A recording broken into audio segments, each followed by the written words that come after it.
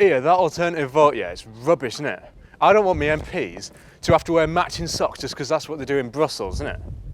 You can say what you like about the referendum on AV, and the Tories pretty much have, but one thing you can't do is accuse the guys at No to AV of positive campaigning.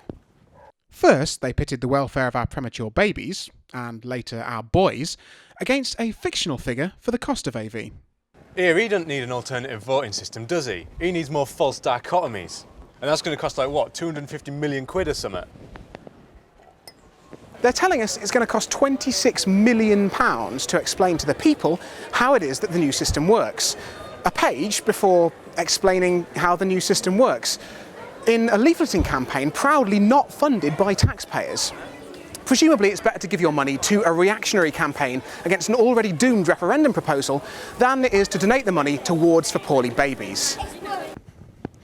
One of the main arguments against AV is that it's complicated.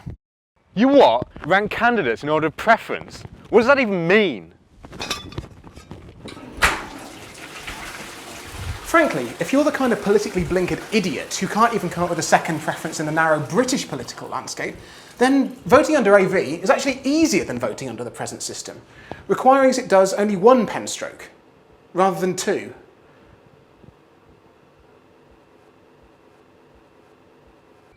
Presumably, if writing the numbers from 1 to as high as you can get until you run out of opinions or boxes is too complex for the electorate, then we should replace the entire economy with a first-past-the-post system, where only the most popular product gets produced and sold.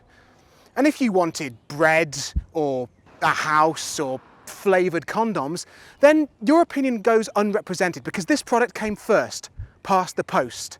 First past the post. First. Winner.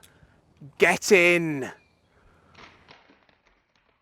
The Yes to Fairer Votes campaign has been patronising the public equally effectively, but with a slight tinge of racism, focusing as they have on the testimony of white celebrities. In a PR move that almost seems to be calculated to reduce the chances of the UK adopting the other kind of PR, Yes to Fairer Votes decided to replace the face of popular black poet Benjamin Zephaniah with hapless Blackadder sidekick Tony Robinson in campaign materials distributed outside of London. They are begging us to do things like choose hope over fear, which doesn't even make any bloody sense. Choose good over bad, choose angels over demons, choose something. Choose yes, because it's purple, not black.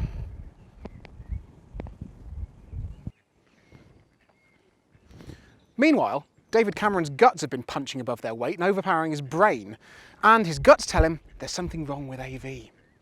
One can't help but think that Cameron's government should have provided us with more than one option, so you wouldn't have to oppose the only proposal on bilious grounds.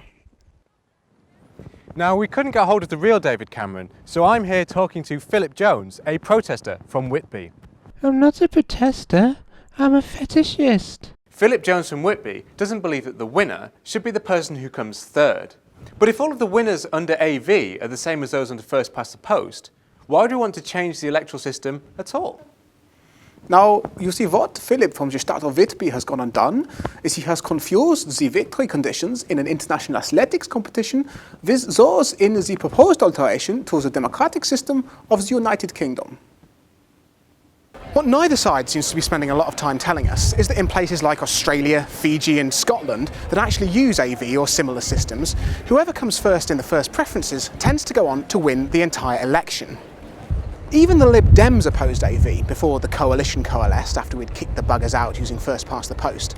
And now they're hanging their tattered political reputation on a giant electoral reform straw man effigy of Nick Clegg, erected by the Tories, then agreed to by the real Nick Clegg before he was locked inside, and the kindling around the base, made entirely from discarded Lib Dem manifesto promises, was set fire to.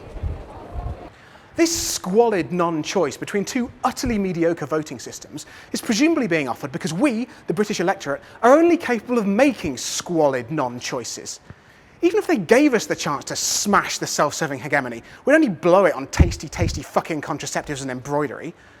Instead, while our fellow humans wage brutal war and bloody revolution, and we're surrounded by the majesty of civilization, nature, and the grand cosmos, demanding our attention and awe, we pointless bags of meat are forced to squabble over the difference between dog shit and cat shit in order to while away the precious moments before our transient, delicate consciousness is embraced by the sweet, enveloping warmth of our own deaths. Vote yes on May 5th. Why not?